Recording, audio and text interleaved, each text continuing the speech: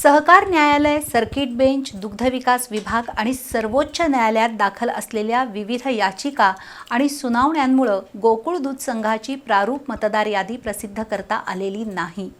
अशावेळी न्यायालयाच्या अवमानाची कारवाई टाळण्यासाठी दुग्धविकास विभागानं निवडणूक कामासाठी मुदतवाढीची मागणी केली आहे। ही याचिका आजही सुनावणीला आली नाही। मंगळवारी सर्वोच्च न्यायालयात त्या याचिकेवर सुनावणी होईल। निर्धारित वेळेत निवडणूक प्रक्रिया राबवली नसल्याबद्दल प्रशासनाला फटकारे बसणार की मुदतवाढ मिळणार याकडे सर्वांचं लक्ष लागलं आहे। गोकुळ दूध संघाची निवडणूक घेण्यासाठी सर्वोच्च न्यायालयाने दिलेली मुदत आज संपली। मुदतवाढीसाठी दुग्ध खात्याच्या विभागीय उपनिबंधकांनी सर्वोच्च न्यायालयात विनंती अर्ज दाखल केलाय। त्यावर मंगळवारी सुनावणी होणार आहे। दुसऱ्या बाजूला औसा यानातील दूध संस्थांची याचिका कोल्हापूर सर्किट बेंचमध्ये असून त्यावर सुद्धा 4 ऑगस्ट म्हणजेच मंगळवारी सुनावणी होईल। तर नोंदणीनंतर सभासद होण्यासाठी आवश्यक असणारा कालावधीच्या निकषाची पूर्तता नसलेल्या दूध संस्थांची सुनावणी 5 ऑगस्ट रोजी सहकार न्यायालयात होणार आहे। त्याचवेळी अजून 1360 दूध संस्थांच्या सभासद पात्रतेची पडताळणी सुरू आहे।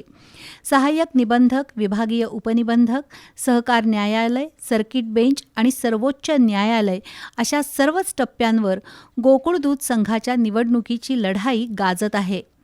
न्यायालयीन प्रक्रियेमुळे सभासद यादी निश्चित करताना दमछाक होतीये। त्यामुळे दुग्धविकास विभागानं अजून प्रारूप मतदार यादी जाहीर केलेली नाही।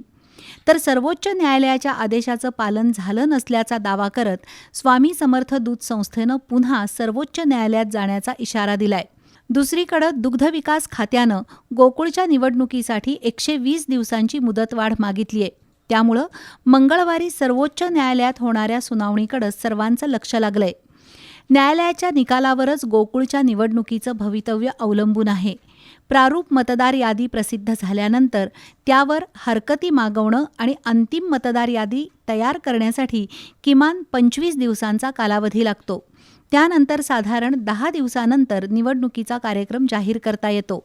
उमेदवारी अर्ज भरणं, छाननी, माघार, मतदान आणि मतमोजणी या सर्व निवडणूक कामासाठी किमान 35 ते 40 दिवस लागतील। दुग्धविकास विभागानं आता प्रारूप मतदार यादी जाहीर केली तरी निवडणूक प्रक्रिया पूर्ण करण्यासाठी 2.5 ते 3 महिन्यांचा कालावधी लागू शकतो।